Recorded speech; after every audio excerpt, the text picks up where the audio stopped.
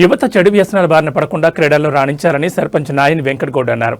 బుధవారం అప్పాజిపల్లి యువకులు తొలిసారి ప్రారంభించిన ప్రీమియర్ లీగ్ సీజన్ 1లో విజేతలైన సన్ రైజ్ టీంకు match prize money 30,000 sarpanch Nayani Venkatgoud అందజేశారు.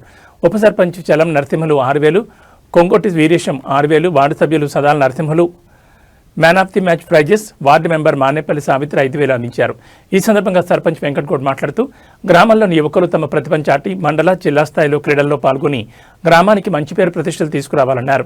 యువకులకు తన సహాయ సహకారాలు ఎల్లప్పుడూ ఉంటాయని సర్పంచ్ స్పష్టం చేశారు. ప్రభుత్వం క్రీడలకు సంబంధించిన స్థలాన్ని గుర్తించి చదును చేయడంతో పాటు అవసరమైన క్రీడా సామగ్రిని సమకూర్చుతానని సర్పంచ్ హామీ ఇచ్చారు. ఈ కార్యక్రమాన్ని అనునిత్యం దగ్గరుండి విజయవంతం చేసిన చింతల సురేందర్, ఏగుండ సదాల రవి, దాది కృష్ణ, సదాల శ్రీన్లను అభినందించారు. గ్రామంలో మొట్టమొదటిసారిగా అప్పాజిపల్లిలో ప్రీమియర్ లీగ్ సీజన్ 1 కార్యక్రమం జరిపించినాము. మరియు వారందరికీ కూడా ఈరోజు విన్నర్ అయినటువంటి టీం సన్